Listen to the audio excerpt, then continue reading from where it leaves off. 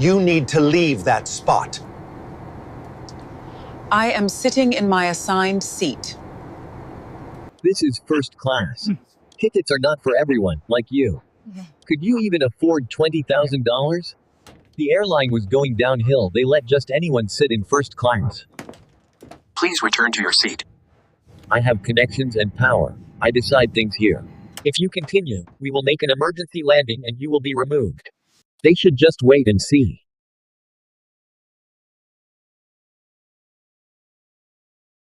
Mom, you need to move. This seat isn't for you.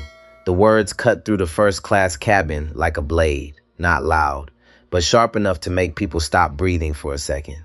A glass of champagne froze halfway to a man's lips. A woman in the aisle paused with her coat still hanging from one arm. Someone 2 rows back leaned just enough to see without being seen. At the center of it all stood Ryan Whitaker, 43, tall, controlled. The kind of man who had spent his entire life being listened to. His suit was dark, perfectly fitted. His watch caught the cabin light in small, precise flashes. Nothing about him was accidental. And right now, nothing about him was calm. Across from him, seated in Suite 1A, was Evelyn Carter, 48, still. Quiet, she didn't move, didn't flinch, didn't even blink at first. She just looked at him. And that was the first thing that unsettled him. Because in Ryan's world, people reacted. They apologized. They corrected themselves quickly. They knew when they were out of place. Evelyn didn't, and that silence, it made the air heavier. You heard me, Ryan said, this time a little louder. Not enough to shout, just enough to remind the room who he was. This is first class. He gestured around them, slow, deliberate, polished wood, soft lighting, wide lesser seats that curved like private rooms. This section isn't open seating. A flight attendant standing 3 rows back hesitated mid-step. Her name tag read Lisa, early 30s, professional smile. But right now, that smile had faded into something cautious. She had seen situations like this before. They never started loud. They start like this, controlled, polite, but with an edge that could cut deeper than shouting. Evelyn finally moved, just slightly. She closed the folder resting on her lap. Thick paper, clean margins, numbers printed in tight columns, financial documents, not casual reading. She placed her hand on top of it. Fingers relaxed, no tension. Then she looked up at him again. I'm exactly where I need to be, she said. Her voice was low, even, calm in a way that didn't try to prove anything. Ryan let out a short laugh, no humor in it. No, he said, shaking his head. You are not. He stepped closer. Not aggressively, not yet, but close enough to make it clear that this was no longer a casual exchange. Economy is in the back. Premium economy, if you're lucky. A man in seat 3A shifted in his seat. He leaned slightly toward his wife and whispered, Is this really happening? She didn't answer. Her eyes were fixed on Evelyn. Because there was something about her. Something that didn't match the situation. Most people, when confronted like this, show something. Embarrassment, anger, defensiveness. Evelyn showed none of it. Just stillness. The kind of stillness that made people uncomfortable. Ryan noticed it too, and it irritated him more than if she had argued back. This cabin, he continued, voice tightening, cost more than most people make in a month. The number hung there without being said. Everyone in that space understood it. Money, status, belonging. 3 things Ryan believed were the same. Evelyn adjusted the sleeve of her cream sweater. No logo, no visible brand, just fabric that moved quietly with her. I'm aware, she said. That was it. No explanation, no apology, just awareness. Ryan felt something rise in his chest. Not anger, yet something sharper, disrespect, dismissal. He wasn't used to either. Behind him, Lisa took a slow breath. She glanced toward the galley, then back at the scene. Her training told her to step in, but timing mattered. Step in too early, and you escalate. Step in too late, and you lose control. She waited, watched. Ryan turned slightly, scanning the cabin as if expecting someone to support him. No one spoke. No one agreed. But no one stopped him either. That silence felt like permission. Excuse me, he snapped, lifting his hands slightly in the air. Lisa moved immediately. Yes, sir, she said, her voice careful. Neutral. Ryan pointed toward Evelyn without looking at Lisa. There's been a mistake. Lisa followed his gesture. For a brief second, her expression shifted. Recognition. It was subtle, gone almost instantly. But it was there, sir, she said, choosing her words slowly. This passenger is seated in her assigned suite. Ryan blinked. Once. Then again. No, he said flatly. That's not possible. It is, sir. He let out another laugh. Louder this time. A few heads turned more openly now. Let me guess, he said, turning back to Evelyn. Last-minute upgrade. Someone at the gate made a mistake. No response. Evelyn reached for a pair of glasses and placed them on her face. A small movement, precise, final. Like she had already decided this conversation wasn't worth continuing. And that hit him harder than any insult. Show me your boarding pass, Ryan said. Now his voice had changed. Less controlled, more direct. Lisa stiffened slightly. Sir, that won't be necessary. It is necessary, he cut in. I paid for this seat. I'm not sharing it with someone who doesn't belong here. There it was, not shouted, but clear. The word belong didn't stay quiet, it spread. Across the cabin, a man lowered his newspaper. A woman stopped mid-sip. Even the low hum of the engines seemed sharper. Evelyn looked up again. This time something had changed. Not anger, not hurt. Assessment. Are you part of the flight crew? She asked. The question landed clean. Ryan straightened. No, he said. I'm a paying customer. He added, almost automatically, platinum status, as if that explained everything. Evelyn held his gaze for a moment longer, then nodded once, slow, deliberate. Then I don't believe I need to show you anything, she said. Silence. Heavy, Ryan's jaw tightened. No one spoke to him like that, not in his office, not in his meetings, not anywhere, and certainly not here. You're delaying this flight, he said, his voice rising again. People have places to be, work to do. You don't just walk into a cabin like this and sit wherever you want. Lisa stepped forward slightly now. Sir, I need you to lower your voice. I will not, he said immediately. Not when this is clearly a problem. It's not a problem, sir. It is to me. Evelyn didn't look at either of them. She reached down, picked up her pen, and made a small note in the margin of her document. The sound of ink against paper was soft, but in that moment, it was louder than anything else in the cabin. Because it meant one thing, she wasn't listening anymore. And that was something Ryan Whitaker had never experienced. Not once in 43 years. He stared at her. Really stared this time. Trying to find something, a mistake, a weakness, a reason. But all he saw was control. And somewhere deep beneath his irritation, something else began to form. Small, unwelcome. A feeling he didn't recognize yet. Not fear, not doubt, not yet. But it was there, and it was growing. Ryan did not sit down. He stayed there, standing in the aisle. One hand resting on the edge of the suite divider like it belonged to him. But something had shifted. It was small, almost invisible. Yet everyone in that cabin felt it. The air was tighter now, thicker, like a room where something had been said that could not be taken back. Lisa glanced toward the front again, this time longer. Her jaw tightened just slightly. She knew this was no longer a simple seating dispute. This was turning into something else. Sir, she said again, softer now but firmer. I need you to return to your seat. Ryan didn't move. His eyes stayed locked on Evelyn. You're just going to ignore this? He asked. Evelyn didn't answer. She turned a page. Slow, clean, precise. The paper made a soft sound as it shifted. That sound echoed louder than it should have. Ryan exhaled sharply through his nose.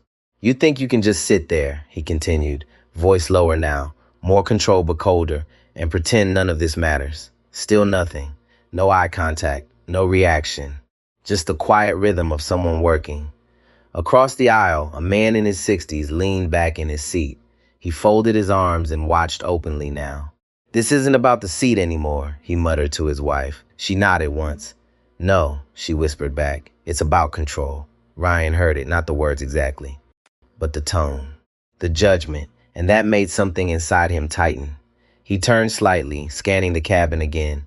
No one was on his side, not openly. A few people avoided eye contact. Others watched him carefully, like they were measuring something. Lisa stepped closer now, not aggressive, but closer.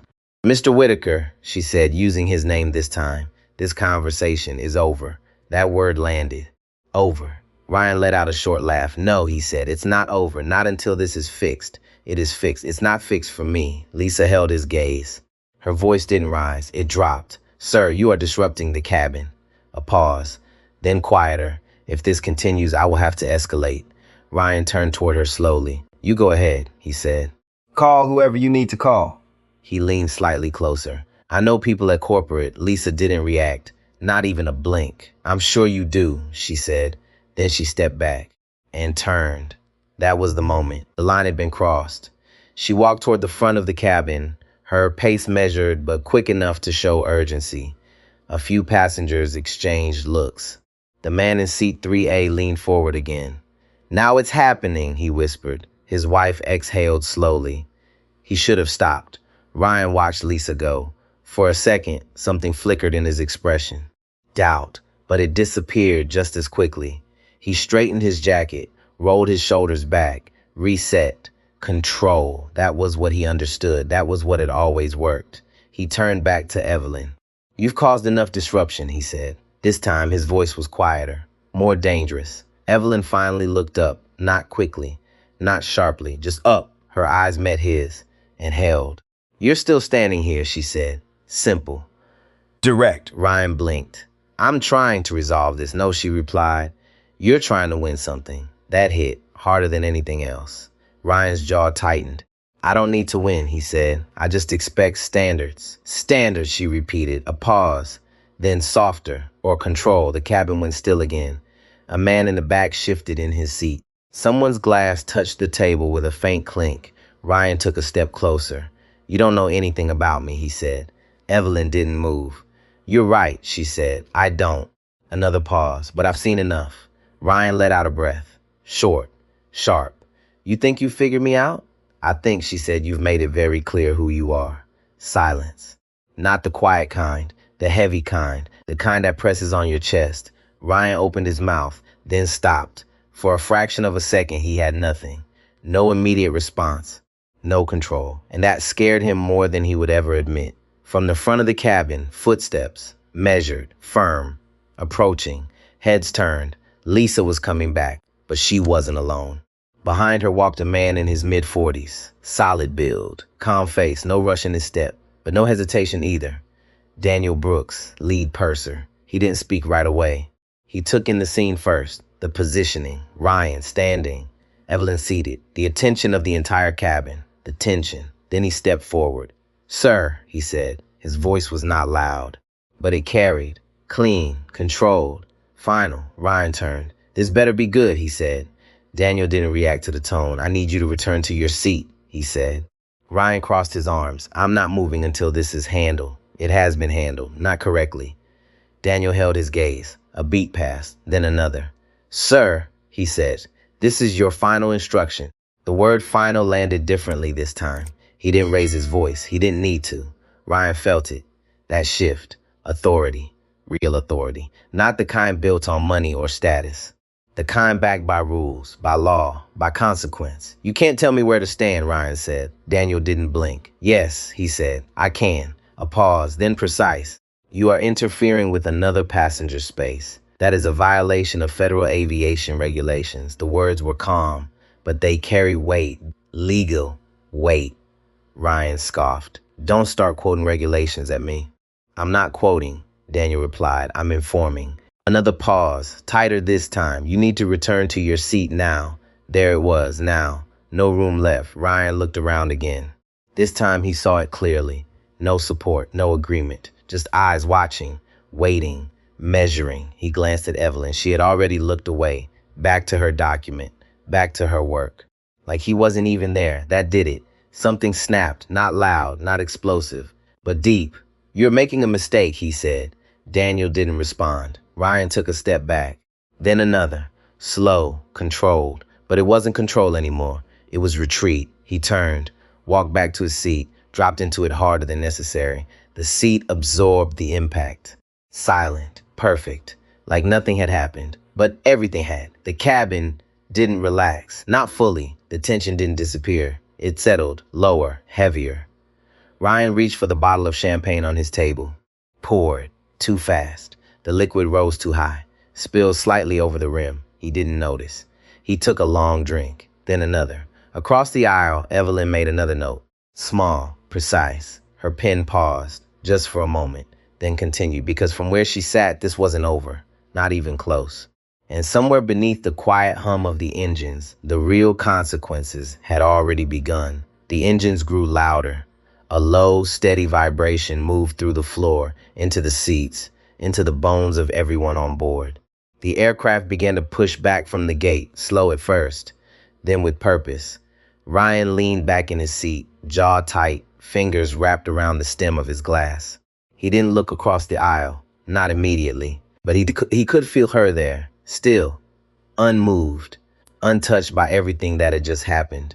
That was what stayed with him, not the argument, not the crew stepping in, not even the silence of the cabin. It was her indifference. Like he didn't matter, like none of this mattered. He took another drink, longer this time. The alcohol burned on the way down, didn't calm him, just sharpened something. Across the aisle, Evelyn closed her folder, carefully, aligned the edges, placed it beside her laptop, every movement measured, every motion clean, no wasted energy. Lisa passed through the aisle with a tray. Her steps were smooth again, professional, controlled, but her eyes flicked once toward Evelyn, then back ahead. A small check, a silent question. Evelyn gave the slightest nod, almost nothing, but enough. Lisa moved on. The cabin lights dimmed slightly. A soft glow settled over polished surfaces.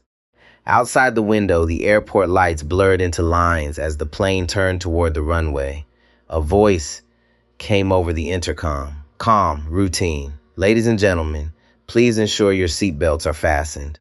Ryan didn't hear most of it. His mind was somewhere else, replaying, reconstructing, trying to find the moment where this had shifted out of his control, because it had. He could feel it, and he didn't like it, not one bit. He turned his head slightly, just enough. Evelyn had already opened her laptop. The screen lit her face in a soft, cool glow.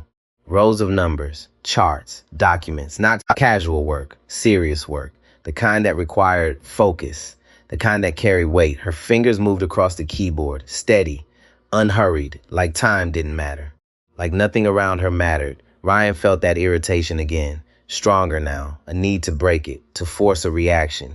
He reached for his phone, unlocked it, scrolled, stopped, then dialed. The call connected quickly. Mark, he said, his voice carried, not loud, but deliberate. People heard it, they always did. Yeah, I'm on the plane. A man 2 rows back shifted in his seat. A woman across the aisle lowered her eyes to her lap. No one wanted to be part of this, but no one could ignore it either. I need you to look into something, Ryan continued. His tone changed, sharper, colder. This airline is slipping. Evelyn's fingers paused. Just for a fraction of a second. Then continued. Ryan leaned back slightly, one arm resting across the seat, like he owned the space again. I'm sitting in first class, he said, and it's a mess. The word hung, mess. He let out a short laugh. No standards anymore. A pause, then quieter, more pointed. They're letting people sit up here who clearly don't belong. The words spread, slow, heavy. A man in seat 4A adjusted his posture, crossed his arms tighter. Lisa near the galley stopped mid-step. Her eyes flicked toward Ryan, then toward Evelyn, then back again. Evelyn didn't look up, but her hands had stopped, resting lightly on the keyboard, still, listening. Ryan continued. I don't care who bought them out, he said. Some investment group, right? He swirled the champagne in his glass, watched the bubbles rise, probably trying to push some new image without understanding what luxury actually means. The tone shifted, subtle, but there, sharper, more dangerous. A woman near the window closed her eyes briefly, not in sleep, in discomfort, because now this wasn't just about a seat. Evelyn slowly lifted her gaze. Not fast, not reactive, measured. She looked at him directly. Ryan didn't notice at first. He was still talking. I'm telling you, this is brand erosion, he said. Real time. Now he felt it. That shift, the air, the weight. He turned and saw her looking at him. For a moment, everything paused. His voice, his movement, even his breathing.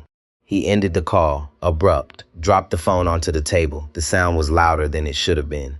You, he said, one word, sharp. Evelyn didn't respond, not immediately. She closed her laptop, slow, deliberate, placed it beside her, removed her glasses, set them down carefully, then turned, fully facing him. The cabin went quiet again. Not polite quiet. Heavy quiet. The kind that builds before something breaks. Ryan stood up, again, stepped into the aisle. Slower this time, more controlled. But the tension was there, clear. "You have any idea what you're doing?" he asked. Evelyn tilted her head slightly. "Working," she said. Simple, direct. A man in the back let out a quiet breath, almost a sigh. Ryan gave a small, humorless smile. "Don't play games," he said. "You've already caused enough disruption." "I haven't moved," she replied. That stopped him, just for a second. Then he stepped closer. "You don't have to move to be a problem," he said. "You just have to be where you shouldn't be." There it was again, that line, drawn, reinforced. Evelyn studied him. Not emotionally, not defensively. "Precisely. You've said that several times," she said. "But you haven't explained why." Ryan blinked. "Caught. Because it's obvious," he said. "To you," she replied. A pause. Tight. Uncomfortable. Ryan felt it again. That irritation. That loss of footing. "You don't fit," he said finally. Quieter, but heavier. The words landed. Clear. Across the aisle, someone shifted in their seat. Another passenger looked away completely. Because now it was out in the open. No more layers. No more pretending. Evelyn nodded slightly. "And you believe you do?" she asked. "I know I do," Ryan said. No hesitation. No doubt. Evelyn held his gaze. Steady. Unblinking. "And you believe I don't?" It wasn't a question. It was a statement. Ryan didn't answer. He didn't need to. Everything he had said already answered it. Evelyn exhaled softly. Not tired. Not defeated. Just acknowledging. "I see," she said. And something shifted. Not in her posture. Not in her tone. In the space around her. A subtle tightening. A recalibration. Ryan felt it. Didn't understand it. But felt it. From the front of the cabin, movement again. Daniel had returned. He didn't rush. He didn't hesitate. He simply stepped into the space between them. "Sir," he said. That word again. Controlled. Final. Ryan didn't look at him right away. His eyes stayed on Evelyn, locked, trying to force something, anything. But she gave him nothing. The same calm, the same control. Ryan exhaled sharply, then stepped back, slow, reluctant. He turned, walked back to his seat, dropped into it, hard. The seat adjusted beneath him, silent, perfect. But he wasn't. His chest rose and fell faster than he realized. His fingers tapped once, twice, then stopped. Across the aisle, Evelyn reopened her laptop. The screen lit up again. Work resumed, just like that, as if none of it mattered. Ryan looked at her, longer this time, really looking, not at the clothes, not at the seat, at her stillness, her control, her complete lack of concern. And for the first time, a thought surfaced, small, unwelcome. What if he was wrong? He pushed it away immediately. No, that wasn't it. He knew what he was seeing. He always did. He leaned back, forced his shoulders to relax, reached for the glass again. But his hand paused, midair. Something didn't align, didn't fit. Outside, the plane lifted. The ground fell away, city lights shrinking below. Inside, the tension didn't disappear. It changed, from loud to quiet, from visible to waiting. And somewhere beneath it all, the outcome was you already moving, already forming. Ryan just couldn't see it yet. The seatbelt sign chimed off with a soft click, a small sound, but it broke the last layer of stillness in the cabin. People shifted in their seats, adjusted blankets, reached for drinks, tried to return to normal, but nothing felt normal. Not anymore. Ryan didn't move right away. He sat there, staring ahead, jaw tight, fingers resting against the armrest like he was holding something in place. Across the aisle, Evelyn was already working again. Her screen glowed faintly. Her face calm, focused, unbothered, like the last 20 minutes had not happened. That was what stayed with him. Not the argument, not the warning, not even the looks from the other passengers. It was that she had already moved on, like he was irrelevant. Ryan exhaled slowly, then reached for the call button, a soft chime. Lisa appeared within seconds, professional, composed. But her eyes were sharper now. "Yes, Mr. Whitaker," she said. "Champagne," he replied. "The best you have." A pause. Then, without looking at her, "And leave the bottle." Lisa hesitated. "Just for a fraction of a second. I'll see what I can do, sir." She turned, walked away. Ryan leaned back, closed his eyes briefly, not to rest, to reset. But the silence didn't help. It made things louder. The hum of the engines, the faint clink of glass, the soft tapping of Evelyn's keyboard, each sound pressed in, closer, tighter. Across the aisle, Evelyn paused. Her fingers hovered over the keys, then continued, steady, uninterrupted, like a metronome. Ryan opened his eyes again, watched her, really watched her this time. Not the clothes, not the bag, not the absence of status signals. Her, the way she moved, the way she didn't react, the way nothing about her seemed uncertain. That didn't fit. It didn't fit his pattern, and Ryan Whitaker trusted patterns. Patterns had built his career. Patterns had made him write more times than he could count. People who belonged in places like this behaved a certain way. They signaled it, they showed it, they made it known. Evelyn didn't, and that made him uncomfortable in a way he couldn't explain. Lisa returned, bottle in hand, crystal flute beside it. She placed them carefully on his table. Dom Perignon, she said quietly. Ryan nodded, didn't thank her, didn't look at her. Leave it, he said. She did. But before she stepped away, her eyes flicked once toward Evelyn. Then back, a check, again. Evelyn didn't look up, but she was aware. Always aware. Ryan poured the champagne himself, too quickly. The liquid rose fast, foam gathering at the rim. He didn't slow down, didn't adjust. He filled the glass nearly to the top, took a long sip, then another. The alcohol hit faster now, loosening something. Not enough to calm him, just enough to lower the barrier. He leaned forward, elbows on his knees.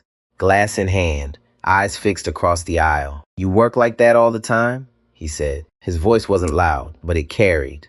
Evelyn didn't respond. Not immediately. She finished typing a line. Saved the document, closed one window, opened another. Then, without looking at him, yes, one word, flat. Ryan let out a quiet laugh. Must be nice, he said. No distractions. Evelyn stopped, this time longer, then slowly looked up. There are always distractions, she said. Her tone hadn't changed. Still calm, still even. Ryan tilted his head slightly. Doesn't seem like it. A pause, then more pointed. Most people would react it by now. Evelyn studied him. Not emotionally, not defensively, just studying. I don't react to everything, she said. Ryan leaned back slightly, swirled the champagne in his glass. You should, he said. Sometimes silence looks like weakness. That landed, not loudly, but clearly. A man in the row behind shifted in his seat. The woman beside him exhaled slowly, because now it wasn't just tension. It was a test. Evelyn held Ryan's gaze, steady, unblinking. And sometimes, she said, noise looks like insecurity. Silence, immediate, heavy. Ryan's grip tightened around the glass. Just slightly, he smiled, but it didn't reach his eyes. You think that's what this is? I think, she said, you're trying very hard to prove something. Ryan leaned forward again, closer this time. And you're not? No, simple, direct, final.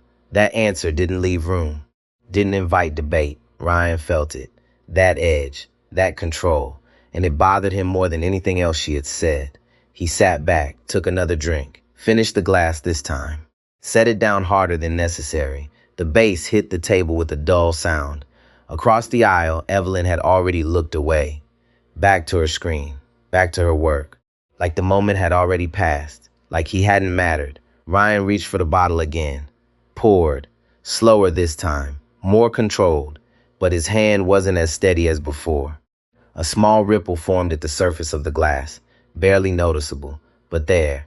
He watched it for a second, then looked up again. You know, he said, voice lower now, quieter but sharper. People pay a lot of money to be here. Evelyn didn't look up. I'm aware, he continued. They expect a certain environment. Still nothing. A certain level of service. Evelyn typed another line, paused, then spoke.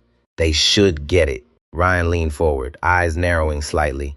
And you think this is it? Evelyn stopped typing, closed the laptop halfway, not fully, just enough. Then looked at him again. I think, she said, respect is part of that environment. The word sat there. Respect.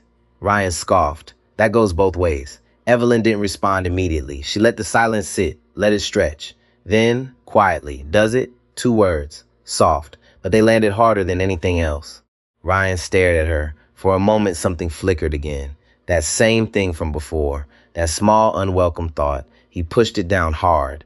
No, he said. It goes to people who earn it. Evelyn tilted her head slightly. And you decide that? Ryan didn't hesitate. Yes. Another pause, longer this time. Evelyn nodded once, slow, deliberate. I see. And again, something shifted, not visible, not obvious, but real. Ryan felt it. Didn't understand it, but felt it. From the galley, Daniel watched. Not directly, but enough. He had seen this before, not the exact situation, but the pattern, power, assumption, escalation, and then consequence. He exhaled slowly, turned slightly toward Lisa. Keep an eye on it, he said quietly. Lisa nodded, already doing exactly that. Back in his seat, Ryan leaned back again, glass in hand, eyes forward. But his focus wasn't on the cabin, it was on her, still, calm, unmoved. And somewhere deep beneath the surface, something was building. Not loud, not fast, but steady, like pressure, like something waiting. And Ryan Whitaker still thought he was in control. The cabin lights dimmed a little more, not dark, just enough to soften edges, to make everything feel quieter than it really was. Dinner service had begun.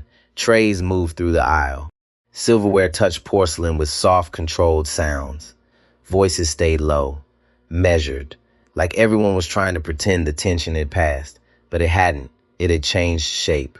Ryan sat back, one hand wrapped around his glass, the other resting against his thigh. He hadn't touched the food placed in front of him, didn't even look at it.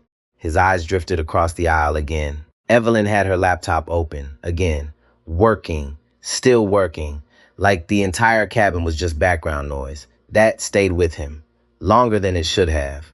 He picked up his glass, finished it, poured again, this time slower, more deliberate. The liquid rose in a clean line, no spill, control. He needed that. He leaned forward slightly, watched her fingers move, steady, precise, no hesitation. People who were unsure hesitated. They paused, they corrected. She didn't. That didn't fit. It didn't fit his model. And when something didn't fit, Ryan Whitaker pushed harder. He reached for his phone again, unlocked it, scrolled, stopped, then dialed. The call connected after one ring. Jason, he said. His voice carried again, not loud, but intentional. Everything he did was intentional. I need you to listen carefully. A man across the aisle shifted. A woman near the window lowered her fork. No one looked directly, but everyone heard. I'm on Meridian Airways right now, Ryan continued. First class, a pause, then a quiet, humorless laugh, and it's a disaster. Evelyn's hands slowed. Just slightly, then continued. Ryan leaned back, let his voice stretch across the space. They've lost control, he said. No standards, no filtering. The words landed heavier now, sharper. Lisa, near the galley, froze again, just for a second, then kept moving. Professional. But her attention was no longer on the service, it was on him. I'm telling you, Ryan went on, if this is the direction they're going, we should pull out. A pause, then more pointed, immediately. Across the aisle, Evelyn stopped typing. Her hands rested on the keyboard, still, listening. Ryan didn't look at her. Not yet. I don't care who owns them now, he said. Some investment group. Some silent partner. Doesn't matter. He swirled the champagne again, watched the bubbles. They don't understand what they're doing. Another pause, then the line. The one that changed the air. They're letting people in here who clearly don't belong. Silence, immediate, heavy. A man in the back shifted uncomfortably. A woman set her glass down slowly. No one spoke. But something had crossed the line. Ryan continued. Didn't stop. Didn't adjust. I'm sitting across from it right now, he said. Looks like she walked in off a public bus. The words hung, ugly, clear, unfiltered. Lisa stopped completely this time. Her eyes went straight to Evelyn, then to Daniel. Daniel had already heard. He didn't move. But something in his posture changed. Slightly. Enough. Across the aisle, Evelyn slowly lifted her gaze. Not fast, not reactive. Measured. She looked at Ryan. Directly, Ryan felt it. That shift again, that pressure. He ended the call. Abrupt. Dropped the phone onto the table, then leaned forward. You, he said. One word.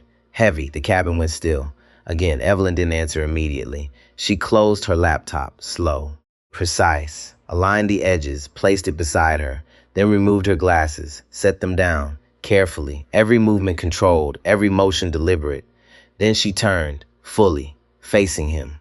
The engine hum faded into the background, or maybe it just felt that way. Because all attention was here now, Ryan stood. Again, this time slower, more deliberate. He stepped into the aisle, closed the distance. Not rushed, but intentional. You think you can just sit there, he said, voice low now, sharper, and pretend this doesn't matter? Evelyn held his gaze. I think, she said, you've said enough. That stopped him, just for a second. Then he stepped closer. You don't get to decide that. No, she said, but you already did. A pause. Tight. Ryan felt it, that shift again, that loss of footing. You're in the wrong place, he said, quieter now, but heavier. Am I, she replied. Not a question. A mirror. Ryan's jaw tightened. You don't fit, he said. There it was again. Clear, unfiltered, final. Across the aisle, someone let out a slow breath. Another passenger looked down completely. Because now there was no pretending. Evelyn nodded once, slow, deliberate. And you do, she said. Ryan didn't hesitate. Yes, no doubt, no hesitation, just certainty. Evelyn studied him, not emotionally, not defensively, just precisely. Then she spoke. You're very sure of that. Ryan leaned forward. I've earned it. A pause. Evelyn's eyes didn't leave his. And how do you measure that? She asked. Ryan blinked, just once. Results, he said. Performance, value. Evelyn nodded slightly. Money, she said. Ryan didn't correct her, didn't need to. It was all there in everything he had said, everything he had done. Evelyn exhaled softly, not tired, not defeated, just acknowledging. Then that's the only language you understand, she said. Ryan felt something tighten. You say that like it's a bad thing. Evelyn didn't answer immediately. She let the silence sit. Then quietly, it's a limited one. That hit. Hard, Ryan straightened, tension snapping back into place. You don't know anything about me, he said. Evelyn's expression didn't change. I know enough. Another pause. Then she added, You've shown me. Ryan opened his mouth, stopped. For a fraction of a second, he had nothing. Again. No immediate response, no control. And this time it stayed longer. From the front of the cabin, movement. Daniel stepped forward. No rush, no hesitation. Just presence. Sir, he said. That word again. Final. Ryan didn't turn immediately. His eyes stayed on Evelyn, locked, trying to pull something out of her. A reaction, a crack, anything. But she gave him nothing. The same calm, the same control. Ryan exhaled sharply, then stepped back, slow, reluctant. He turned, walked back to his seat, dropped into it, hard. The glass on his table shook slightly. The liquid inside rippled. For a second, he watched it, then looked up again. Evelyn had already turned away, laptop open, typing again, like none of it had mattered, like he hadn't mattered. Ryan leaned back, breathing heavier than he realized. His fingers tapped once, twice, then stopped. Because something was changing, not outside, inside, small, unwelcome, but real. And he didn't know it yet, but that was the beginning of the end. The cabin settled into a strange kind of quiet, not peaceful, not comfortable, controlled, like everyone was holding something back. The clink of cutlery softened. Conversation stayed low. Even the flight attendants moved more carefully, like they were aware of every step they took. Ryan sat back in his seat, but there was no rest in him. His shoulders were tight, his breathing uneven, though he tried to hide it. He reached for the bottle again. Poured, slower now, more measured, but the need behind it was different, not enjoyment. Control. He lifted the glass, paused, looked across the aisle. Evelyn was still working, still calm, unshaken, like nothing had touched her. That didn't make sense. Not to him. People reacted. They always did. Pressure created response. That was how the world worked. That was how he worked. He leaned forward slightly, watching her again. Longer this time. Really watching. Her posture didn't change. Her breathing stayed even. Her fingers moved in a steady rhythm across the keyboard. No hesitation. No tension. Nothing. It wasn't confidence. It was something else. Something deeper, and Ryan couldn't name it. That unsettled him. He took a drink, then another. The alcohol softened the edges of the moment, but it didn't quiet the feeling underneath. If anything, it brought it closer to the surface. He set the glass down, harder than he intended. The sound cut through the cabin. A few heads turned. Again, he didn't care, or at least he told himself he didn't. You always this quiet? He said, his voice carried. Not loud. but intentional. Evelyn didn't look up. I speak when there's something worth saying, she replied. Simple, direct. Ryan let out a small laugh. Convenient. Evelyn stopped typing. This time she didn't continue right away. She lifted her gaze, slow, measured, and met his eyes. You've been speaking for a while, she said. A pause. Do you feel heard? That hit. Clean, Ryan blinked just once, then leaned back. I don't need to be heard, he said. I need things done right. Evelyn studied him, quiet, focused. And this, she said, is what right looks like to you. Ryan didn't hesitate. Yes, no doubt, no pause, just certainty. Evelyn nodded once, slow, almost thoughtful. And if you're wrong? Ryan smiled, tight, controlled. I'm not. The cabin didn't move, didn't breathe, didn't shift. Everyone heard it. Everyone felt it. That certainty, that finality.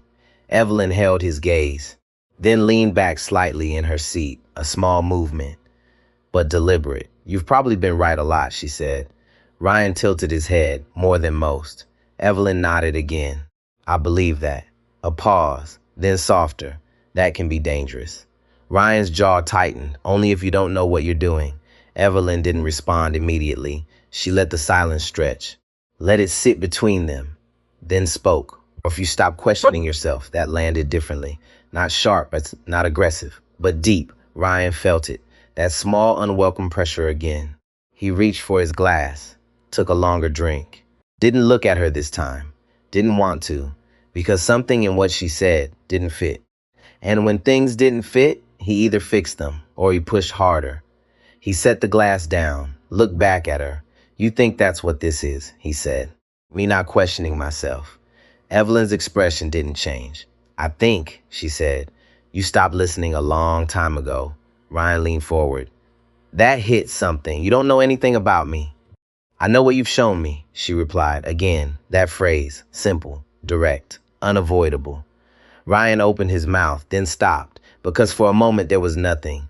No response, no argument. Just that same pressure building underneath. From the galley, Lisa watched. Her hands rested lightly on the service cart, but her attention wasn't on the trays. It was on them, on the space between them. She had seen difficult passengers before, loud ones, demanding ones, even aggressive ones. But this was different. This wasn't loud anymore. This was controlled, sharp, personal, and it was moving somewhere. She glanced toward Daniel. He stood near the front, still, observing, waiting. He didn't step in, not yet, because this moment had to play out. Back in his seat, Ryan shifted, adjusted his jacket, like he was resetting again, but this time the reset didn't hold. You know what I think, he said, his voice lower now, quieter, but more pointed. I think you got lucky. Evelyn didn't react. I think you slipped into a place you don't understand. Still nothing. And I think, he continued, you're hoping no one notices. That was the line, the one he chose, the one he believed would land. Evelyn looked at him, longer this time, not just observing, measuring. Then she spoke. I think, she said, you've built your entire identity on being recognized.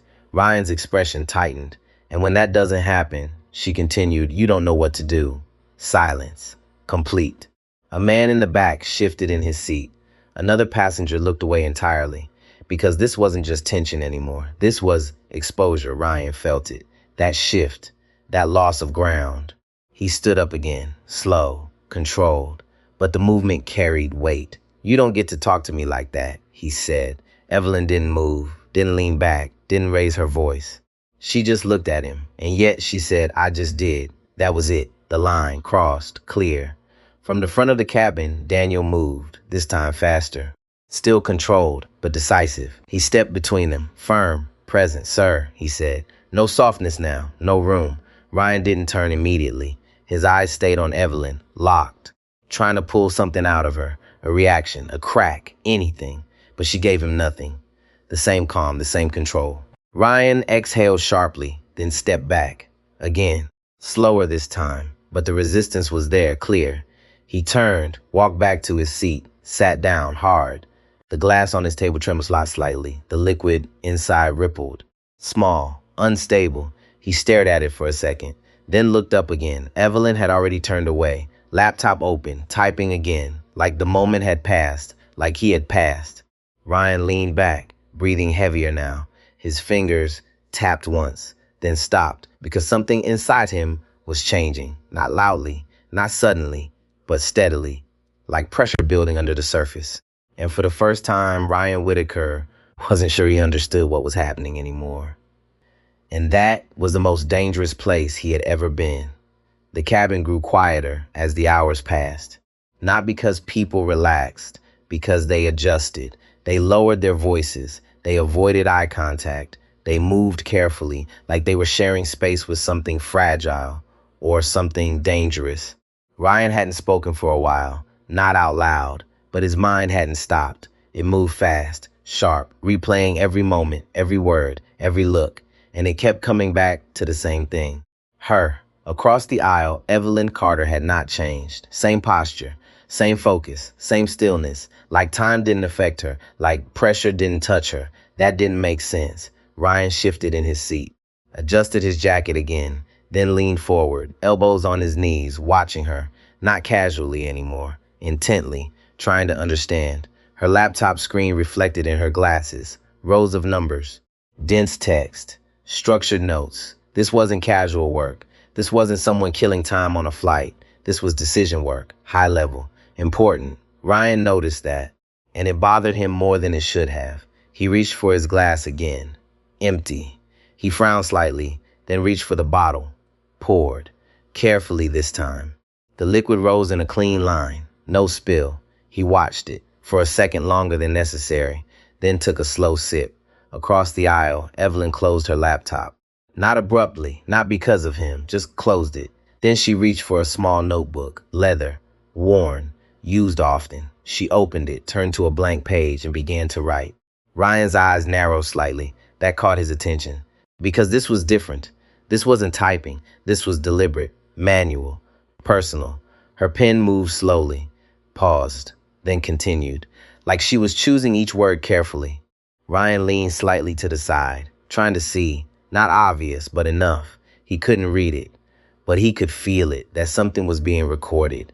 Not forgotten, not dismissed. Documented. That feeling tightened something in his chest. He didn't like that. Didn't like the idea that this moment wasn't over. He leaned back, Yeah. set the glass down, harder than necessary. The sound echoed lightly. Evelyn didn't look up, didn't react. She just kept writing. Ryan let out a slow breath.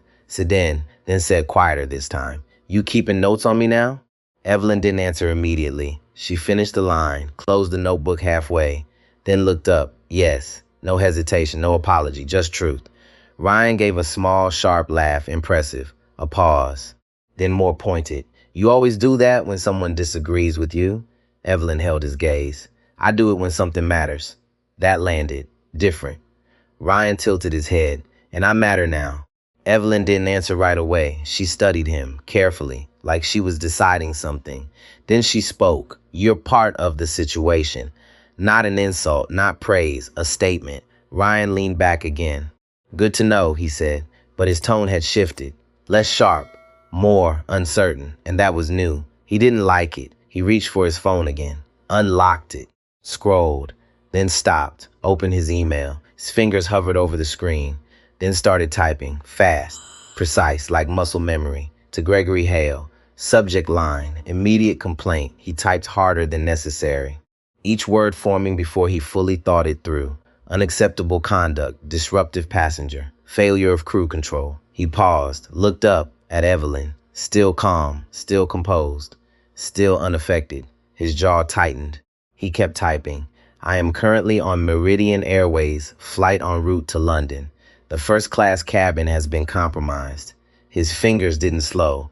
He described everything, from the moment he boarded, to the confrontation, to the crew's response. He framed it clean, professional, controlled, like a report, like something that would carry weight. Because in his world, this worked. Pressure worked. Influence worked. He leaned back slightly, read over what he had written, then added one more line. "I expect immediate action upon landing, including review of crew conduct and passenger clearance procedures." His thumb hovered just for a second, then pressed send. A small action, but it carried intention. Control, he felt it, that familiar sense, returning, piece by piece. He set the phone down, exhaled, Across the aisle, Evelyn had stopped writing. Her pen rested lightly against the page. She didn't look at him, didn't acknowledge what he had just done. But she knew. She always knew. She finished her note, closed the notebook, then reached for her phone, unlocked it, her movement slower, more deliberate, no rush, no tension. She opened a message thread. Typed, short, direct, no excess, subject, flight report, passenger conduct. Her fingers moved with quiet precision, no hesitation, no emotion, just clarity. Then she paused, just briefly, then added one more line. Full review recommended. She hit send, no second look, no adjustment. Then set the phone down, folded her hands in her lap, closed her eyes, just for a moment, not tired, not overwhelmed, just finished. Across the aisle, Ryan shifted. Something didn't sit right. He didn't know what, but something. He had done what he always did. Escalated, applied pressure, taken control. But the feeling didn't settle. It stayed, low, uncomfortable. He glanced at her again. She was sitting back now, eyes closed, breathing steady, calm, like she had nothing left to do. And that didn't make sense.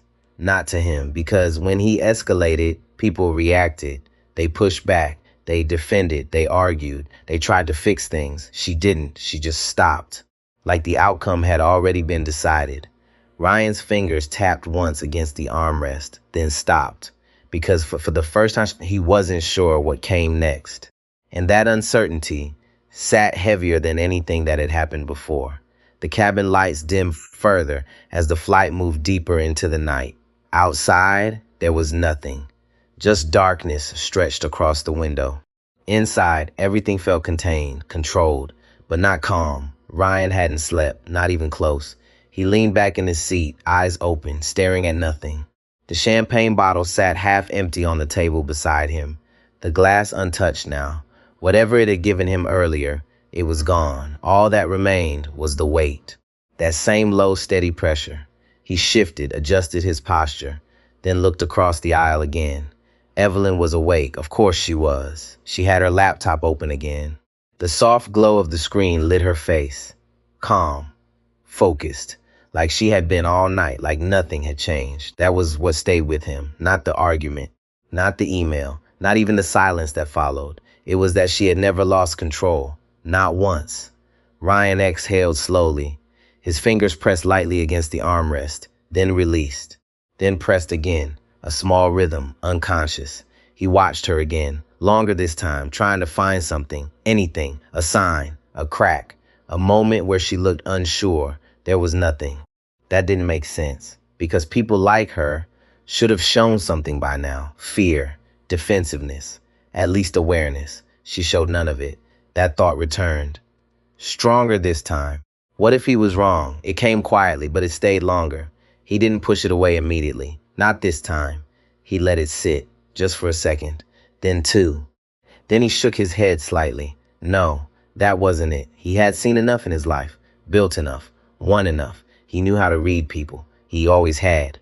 He leaned forward, rested his elbows on his knees. You don't sleep much, do you? He said. His voice was lower now. Not sharp, not aggressive, but still carrying. Evelyn didn't look up right away. She finished typing a line, saved the file, closed one window, then answered. Not when there's work to finish. Ryan nodded slightly, almost to himself. Important work, yes. Simple, direct. No explanation. Ryan leaned back again. You always travel like this, he asked. A pause, then added alone. Evelyn looked at him, this time longer. There was something different in her eyes. Not emotion, not exactly. Recognition. I travel when I need to, she said. That didn't answer the question. It answered the part that matters. Ryan let out a small breath, almost a laugh, but not quite. He studied her again. Different now, less certain, more searching. You don't seem surprised, he said, by any of this. Evelyn tilted her head slightly. I've seen versions of it before. Ryan's jaw tightened. Versions of what? She didn't answer immediately. She let the silence sit, then said quietly, people deciding who belongs. The words landed, not loud, not sharp, but they stayed. Ryan looked away for a moment. Out the window, nothing there, just darkness. He spoke again, quieter. You think that's what this is? I think, she said, you made it clear. Ryan turned back to her, his expression tighter now, controlled. But you stayed. Yes. Why? A pause. Evelyn closed her laptop. Slow, deliberate, placed it beside her, then folded her hands, looked at him fully, because leaving would have made you right. Silence. Immediate. Ryan blinked. That wasn't what he expected. Not at all. He leaned back slightly, and staying proved something. No, she said, it reveals something. Ryan frowned. What? Evelyn held his gaze. That hit. Harder than anything else. Ryan felt it. That shift. That drop in his chest. He looked at her, really looked this time. Not through assumptions, not through patterns, just looked. And for the first time, he didn't have a clear answer. From the back of the cabin, a voice, soft, uncertain. Excuse me. Both of them glanced slightly. A man in his late 60s leaned forward from the row behind, his expression hesitant, but firm enough. I just want to say something, he said. His wife touched his arm lightly, a silent warning. He nodded, then continued. I've been sitting here the whole time. Ryan stiffened. The man met his eyes. You remind me of someone I used to work with. Ryan didn't respond, didn't ask, but the man continued anyway. Very successful, he said. Very sure of himself. A pause, then quieter. He lost everything in 1 year. The cabin didn't move, didn't breathe. The man leaned back again, didn't explain, didn't add anything else. Just stopped. His wife squeezed his hand gently. Neither of them looked forward again. Ryan sat there. Still, the words lingered, uninvited, uncomfortable. He reached for his glass, stopped. His hand hovered for a second, then dropped back to his lap. Across the aisle, Evelyn watched him, not with judgment, not with satisfaction, just watching, and that made it worse, because there was no fight left, no resistance, just reflection. Ryan leaned back, closed his eyes for a moment, then opened them again. The cabin felt smaller now, tighter, like the walls had moved in just slightly. He glanced around. People weren't watching openly anymore, but they were aware, always aware, and that awareness had shifted. Before, it had been curiosity. Now, it was something else. He couldn't name it, but he felt it. He looked back at Evelyn. She had turned slightly, looking forward now, not at him, not at anyone. Just ahead, like she was already somewhere else, mentally, emotionally, done. That was the word, done. Ryan swallowed, harder than he expected, because for the first time, he wasn't leading the situation anymore.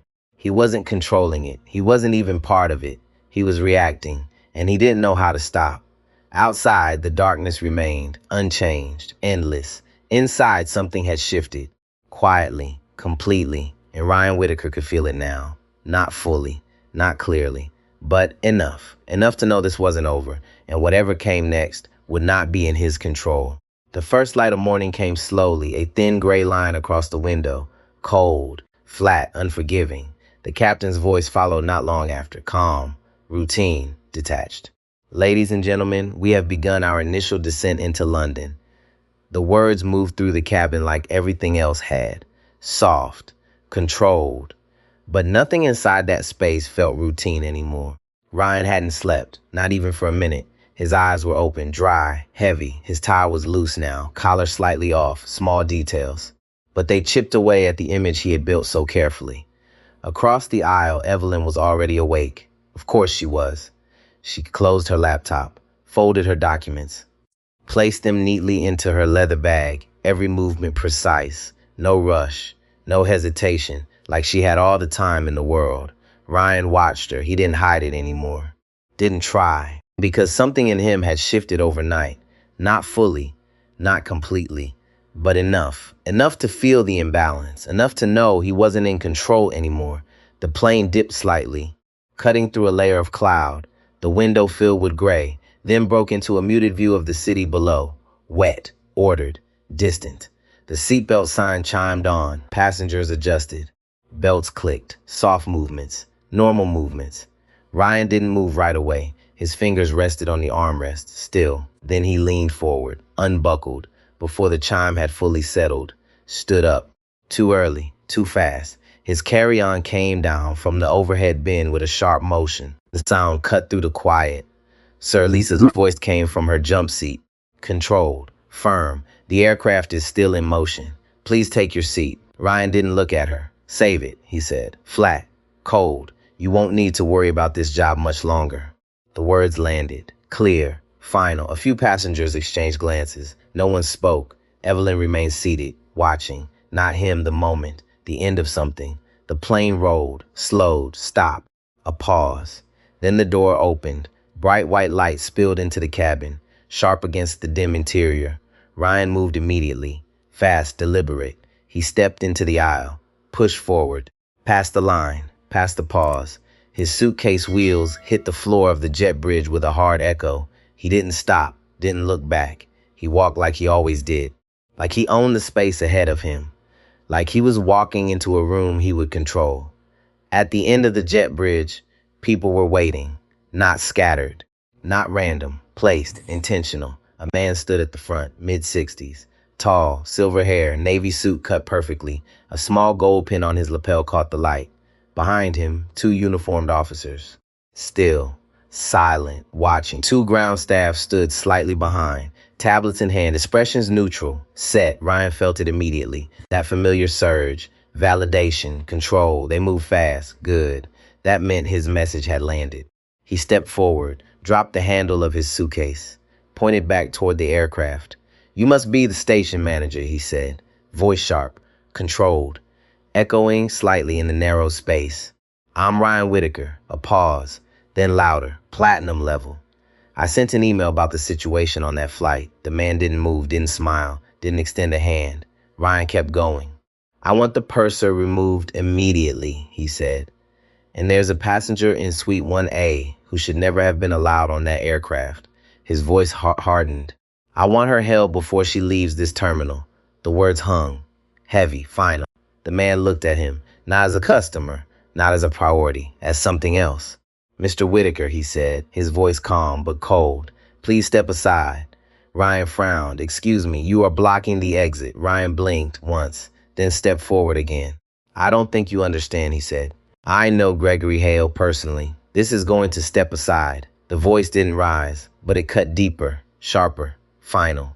Ryan's confidence flickered. Just slightly. Behind the man, the officer shifted. Not aggressive, but enough. A signal. Sir, one of them said. Low, steady, step to the side. Ryan hesitated. For the first time, his eyes moved between them, the uniform, the posture, the lack of reaction to his name, to his status. Something didn't align. Something broke. He stepped back, slowly, pressed against the side of the jet bridge, cold metal against his jacket. His heartbeat picked up. Footsteps behind him, soft, measured. Ryan turned. Evelyn walked up the jet bridge, unhurried, unbothered, exactly the same as she had moved all night. Behind her, Daniel and Lisa followed, not leading, not guiding, just present, witnesses. Evelyn reached the front, stopped. The man in the navy suit straightened, immediately, then lowered his head, respectful, precise. "Good morning, Miss Carter," he said. "Welcome to London." Silence, absolute. Ryan felt it, fully this time. His chest tightened, everything shifted. Evelyn smiled, soft, controlled. "Good morning, Arthur," she said. "I trust everything is ready." "It is," Arthur replied. He handed her a tablet. "The board is assembled. They're waiting for you." Board, the word hit. Hard. Ryan's mind moved fast, too fast, trying to connect, to rebuild, to understand. Evelyn turned her head, slowly. Her eyes found him. Still pressed against the wall. Smaller now. Still. "Mr. Whitaker," she said. His name sounded different. Not elevated, not respected. Defined. "You mentioned you would be contacting corporate." A pause. Sharp. "Your email was forwarded to me." Ryan swallowed. Hard. "I think there's been a misunderstanding," he said, his voice thinner now, unfamiliar. Evelyn stepped closer, not aggressive, not fast, but deliberate. "You were very clear," she said. "You saw someone you believed did not belong."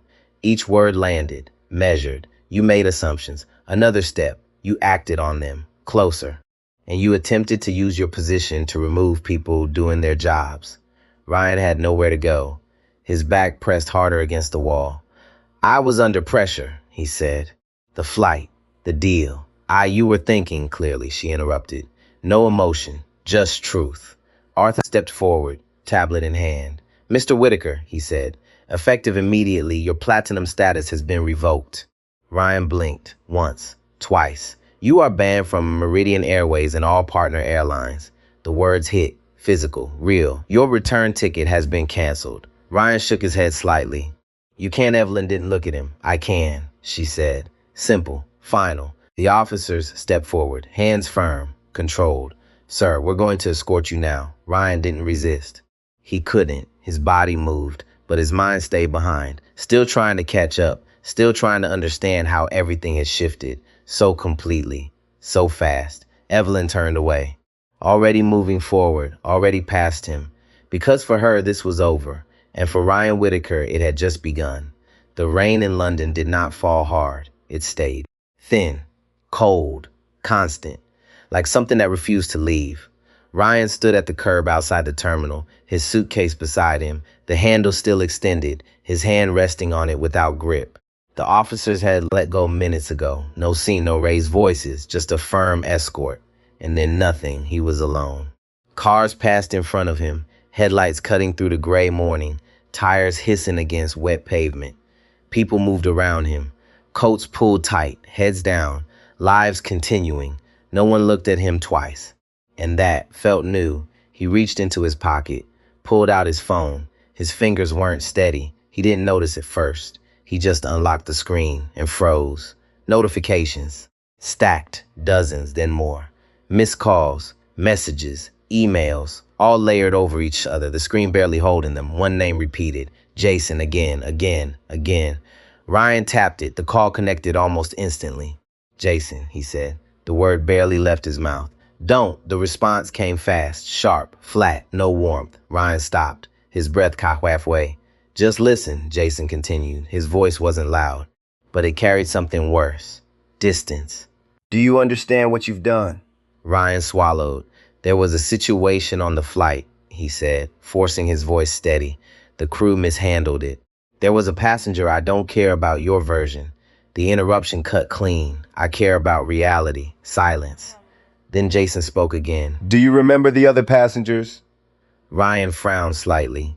What? The people sitting around you while decided to make a scene. Ryan's grip tightened on the phone. I didn't one of them, Jason continued, voice measured, controlled, was Daniel Ross. Ryan's chest tightened. He knew that name.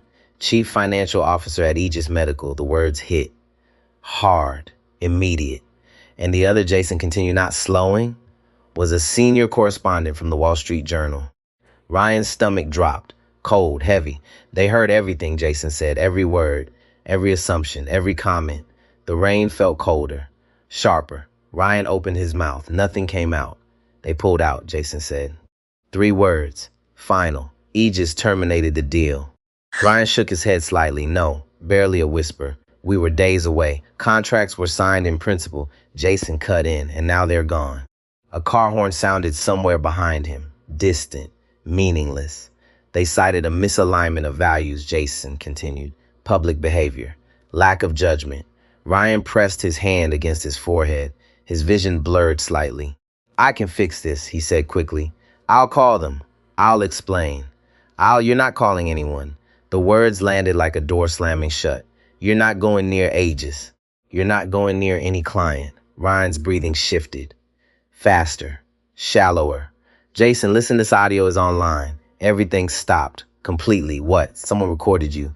Ryan pulled the phone away, opened social media. His thumb moved faster now, not controlled, searching. Then he saw it. A video. Black screen. Audio waveform. Title. Ryan Whitaker meltdown in first class. The numbers beneath it climbed in real time. Hundreds of thousands, growing, fast. He pressed play. His own voice filled his ears, clear, sharp, unfiltered, no context, no framing, just him. Every word, every tone. Exposed, comments flooded the screen, calling him out, tagging his firm, tagging regulators, tagging everyone. The phone trembled in his hand. Ryan, Jason's voice pulled him back. The executive committee met while you were in the air. Ryan closed his eyes, didn't want to hear it, but he had to. You're suspended, Jason said, effective immediately. The words came slow, measured. There will be a review, a pause, then quieter, but you're done here. Ryan felt something collapse inside him, not loud, not dramatic, just gone. You cost us the deal, Jason continued. You exposed the firm. Another pause. And you made yourself a liability. Ryan swallowed, hard. I built that firm, he said. The rain hit harder now, or maybe he just felt it more. No, Jason replied. You were part of it. A pause. Now you're not. The line went dead. Ryan stood there, still. The phone lowered slowly to his side. Around him, nothing had changed. Cars moved, people passed, rain fell, but inside everything had shifted. He looked down, a puddle near his shoes, his reflection broken by ripples, distorted, unclear. For the first time in years, he didn't recognize the man looking back, and worse, neither did the world. Months passed, not loudly, not dramatically, quiet, heavy. Ryan sat in a small office in Newark. The air felt stale, thick with the smell of burnt coffee and cheap plastic. A flickering screen in front of him, slow, unreliable. His suit didn't fit the same, off the rack, stiff, uncomfortable. Gone was the precision, the weight, the authority. Whitaker. The voice came sharp from the doorway, his manager. Arms crossed, impatient. You planning on working today? Ryan straightened slightly. Working, he said. Control, then move, the man snapped. You're behind on calls. The door slammed. Ryan blinked once, twice, then reached for the headset, adjusted it. The spreadsheet in front of him listed names, numbers, balances overdue, people he was supposed to call, people he was supposed to pressure. He hovered over the first number. His finger paused, then pressed. The line rang. A voice answered, tired, strained. Hello. Ryan opened his mouth. The script came out, automatic, detached. This is Ryan calling regarding your overdue account. He listened. The person on the other end explained, struggled, apologized. The details blurred, but something felt different. This time, he heard it, really heard it, the hesitation, the strain, the quiet shame. Ryan closed his eyes briefly, then spoke, still firm, still controlled, but softer. The call ended. He moved to the next, and the next. Hours passed, voices blended, stories repeated, and somewhere in between something shifted. Not everything, not all at once, but enough to feel it, the weight of words, the impact of tone, the cost of assumptions. Outside, the world kept moving. Deals were made, names were replaced, his name faded, not erased, but changed, a warning, a quiet example. Back in London, in a glass room high above the city, Evelyn Carter stood at the head of a long table. Executives listened, silent, focused. She spoke calmly, clearly, no raised voice, no performance, just truth. Policies changed, standards enforced, not through noise, through action, through consequence, through respect. Back in Newark, the phone rang again. Ryan reached for it, answered, spoke, listened, moved on, one call at a time, no audience, no power, no illusion, just reality, and the slow work of understanding it, because respect had never been something he could buy. Power had never been something he truly owned, and dignity, once lost, didn't return on demand. It had to be rebuilt, quietly, piece by piece. Ryan adjusted his headset, looked at the next number, and kept going, because now there was nothing else left to do. If this story stayed with you, take a moment to like, subscribe, and share 3 simple words in the comments, like, stay humble always.